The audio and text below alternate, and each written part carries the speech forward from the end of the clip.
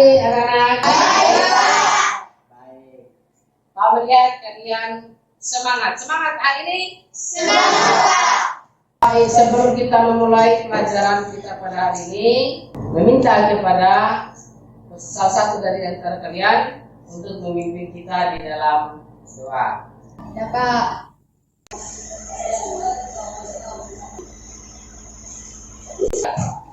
Baik, terima kasih untuk Putri yang sudah memimpin kita di dalam doa. Pada hari ini Pak Guru ingin bertanya, apakah ada di antara kalian yang masih mengingat materi kita pada minggu yang lalu? Kalau tidak ada, Pak ingin menunjukkan gambar berikut. Apa ada yang masih ingat gambar ini? Siapa yang bisa menjelaskan gambar di depan? Saya Pak. Ya, silakan. Atom terdiri dari proton, elektron, dan neutron. Muatan yang tidak sejenis tarik menarik dan muatan yang sejenis tolak menolak. Terima kasih banyak. Yang disampaikan oleh teman kalian tadi sudah betul ya. Pada pertemuan sebelumnya kita melakukan pengamatan terhadap kedua benda yang memiliki muatan yang sejenis dan juga memiliki muatan yang tidak sejenis. Di hari ini, di mana kelanjutannya itu adalah tentang hukum Coulomb. Ya, tetapi sebelum Pak melanjutkan, saya ingin menyampaikan kepada kalian semua tujuan pembelajaran yang ingin kita capai pada pertemuan hari ini.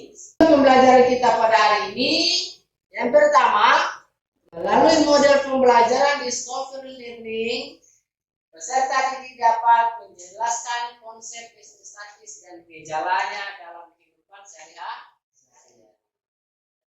Nah, itulah tujuan pembelajaran yang ingin kita capai pada hari ini. Adik-adik, Pak ingin menampilkan sebuah animasi sederhana. Kalian memperhatikan dan dari tayangan tersebut kalian membuat pertanyaan. Nomor 1, muatan sedikit. Jalannya bagaimana? Cepat. Yang besar jalannya bagaimana? Cepat.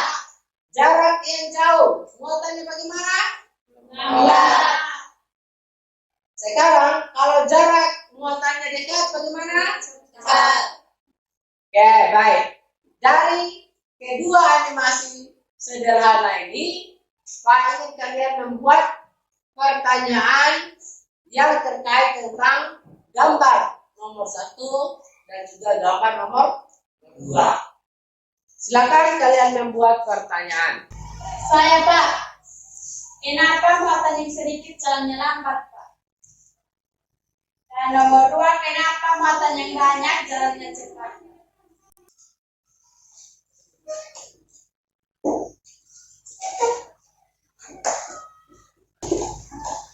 Baik, masih ada lagi? Ya. Berarti kalau muatan kecil jalannya pelan, kalau muatannya besar jalannya cepat. Oke, betul. Ada lagi yang mau tambahkan? Ya. Kalau jaraknya jauh jalannya lambat. Kalau jaraknya dekat jalannya cepat. Oke, baik. Apa yang disampaikan oleh teman kalian tadi itu sudah termasuk pernyataan hipotesis. Jika jaraknya dekat, maka kecepatan pertemuannya menjadi cepat. Apa yang mempengaruhi untuk memahami tentang apa itu hukum Coulomb? Mari kita lakukan percobaan. Berikut Pak bagikan pada kalian LKPD untuk kalian kerjakan.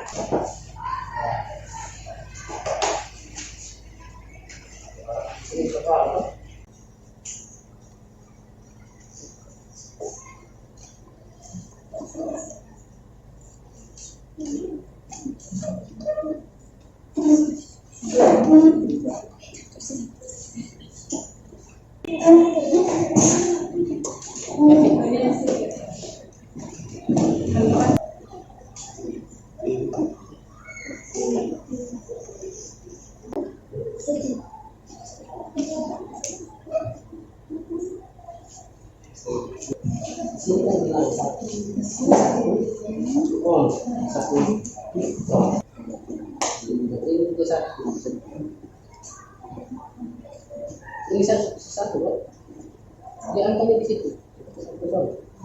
Satu di sini satu. Timbang sini satu, timbang ini satu. Coba. Ini sedikit. Sampai dapat. Baik, sudah selesai? Sudah. Kalau begitu, Pak minta perwakilan dari dua kelompok untuk masuk mempresentasikan hasil diskusi yang telah kalian lakukan. Kesempatan pertama, Pak berikan untuk kelompok 1. Berdasarkan hasil pengamatan kami. 1. Apakah ada pengaruh antara jarak dengan besar gaya kolom yang dihasilkan? Coba Anda jelaskan mengapa demikian. Ya, ada pengaruhnya. Karena jika jarak kedua muatan jauh, maka besar gaya yang ditimbulkan akan kecil. Tetapi jika jarak semakin dekat, maka gaya yang ditimbulkan akan semakin besar. 2. Apakah ada pengaruh perubahan jumlah muatan dengan besar gaya kolom yang dihasilkan? Coba Anda jelaskan mengapa demikian. Ya, ada pengaruhnya. Jika muatan semakin besar, maka gaya yang dihasilkan akan semakin besar. Tetapi jika muatan semakin kecil, maka gaya yang dihasilkan akan semakin kecil juga. Baik, kelompok 1. Yang berikut dari kelompok 4 yang akan mempresentasikan hasil diskusi mereka. Silakan untuk peserta kelompok 4. Akan mempresentasikan hasil kerja kami. Besar muatan Q1 1 mikrokolom, Q2 1 mikrokolom. Jarak 1,5 cm, gayanya 39,95 Newton. Jarak 2 cm, gayanya 22,469. Besar muatan Q1 min 2 mikrokolom, Q2 min 1 mikrokolom. Jarak 1,5 cm, gayanya 79,889. Jarak 2 cm, gayanya 44,9 pengamatan kami. Nomor 1, apakah ada pengaruh antara jarak dengan besar gaya kolom yang dihasilkan? Saya akan menjelaskan mengapa demikian. Ya, ada pengaruhnya.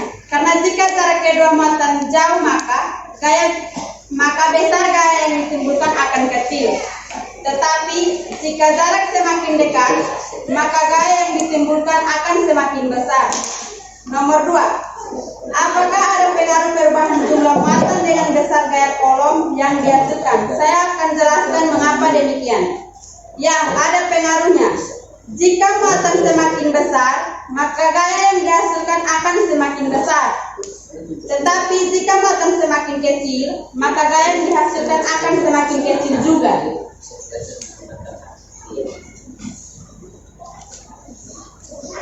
Kesimpulan dari hasil percobaan, yaitu kesimpulan yang dapat diambil dari hasil percobaan di atas adalah apabila besar muatan semakin besar, maka gaya yang dihasilkan akan semakin besar. Dan apabila muatan semakin kecil, maka gaya yang dihasilkan akan semakin kecil. Sedangkan apabila jarak antara dua muatan semakin jauh, maka gaya yang dihasilkan akan semakin kecil. Tetapi jika jarak antara dua muatan semakin dekat, maka gaya yang dihasilkan akan semakin besar. Demikian hasil kerja kami dari kelompok 4. Terima kasih. Ya, baik. Tepuk tangan untuk kelompok 4. Baiklah, itu adalah hasil presentasi dari kawan-kawan kalian. Adakah di antara kalian menyimpulkan hasil pertemuan kita pada siang hari? Ya Pak, saya merasa senang hari ini karena bisa belajar begini. Terima kasih untuk Putri. Apa ada lagi yang ingin menyampaikan refleksi pembelajarannya pada hari ini? Saya Pak, Ya, silakan. apabila keselamatan semakin besar, maka kaya yang menghasilkan akan semakin besar. Apa ada lagi yang lain? Saya Pak. Oke, silakan. Bunyi hukum kolom tersebut adalah besarnya gaya tarik menarik dan tolak menolak oleh dua benda yang mempunyai muatan listrik berbanding lurus pada muatan masing-masing benda dan berbanding terbalik kuadrat jarak pada dua benda tersebut. Betul sekali ya apa yang disampaikan oleh teman kalian tadi, bahwa bunyi hukum kolom itu adalah besarnya gaya itu berbanding lurus dengan besarnya muatan dan berbanding terbalik dengan kuadrat jarak. Ya, silakan. Apabila jarak antara dua muatan semakin jauh, maka gaya yang dihasilkan akan semakin kecil. Tetapi jika jarak antara dua muatan semakin dekat, maka gaya yang dihasilkan akan semakin besar. Yaitu apabila besar muatan semakin besar, maka gaya yang dihasilkan semakin besar. Dan apabila jaraknya semakin jauh, maka gaya yang dihasilkan akan semakin kecil. Seperti itulah hukum kolom. Baik anak-anak, jadi kesimpulan kita pada pelajaran hari ini, kesimpulannya adalah ya, yang pertama, hukum kolom, jika muatan semakin besar atau semakin banyak muatan, maka gaya yang dihasilkan akan semakin besar. Nah, jika muatannya semakin kecil, maka gaya yang dihasilkan pun akan semakin kecil. Yang kedua, jika jarak antara kedua muatan semakin jauh, maka gaya yang dihasilkan akan semakin kecil. Jarak antara kedua muatan semakin dekat, maka gaya yang dihasilkan akan semakin besar. Baiklah adik-adik, pertemuan kita cukup sampai di sini ya. Tetapi sebelum kita mengakhiri pelajaran kita pada hari ini, Pak ingin meminta kepada kalian untuk mengerjakan soal evaluasi yang sudah Pak buat sebagai evaluasi untuk pelajaran kita pada hari ini.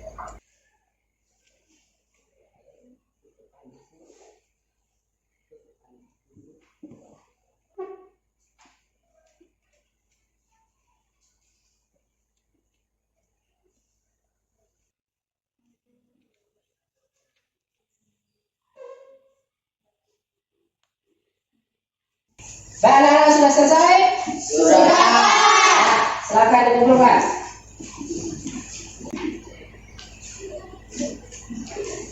Untuk mengakhiri pertemuan kita pada hari ini, saya meminta kepada salah seorang peserta untuk memimpin kita di dalam doa. Baik teman-teman, Yesus, terima kasih Tuhan karena kamu untuk pelajaran kami dari awal dengan ini. Oke, terima kasih untuk adik Hafid yang sudah memimpin kita di dalam doa. Nah, sekali lagi Pak ingin menyampaikan bahwa jangan lupa pertemuan berikutnya yaitu tentang kelistrikan pada hewan yang mengandung listrik. Nah, nanti kalian baca referensinya yang sudah ada di dalam buku paket dan juga tugas atau PR tadi yang sudah Pak bagikan untuk dikerjakan di rumah. Untuk mengakhiri pertemuan hari ini, saya mengucapkan selamat siang. Siang, Pak. Itu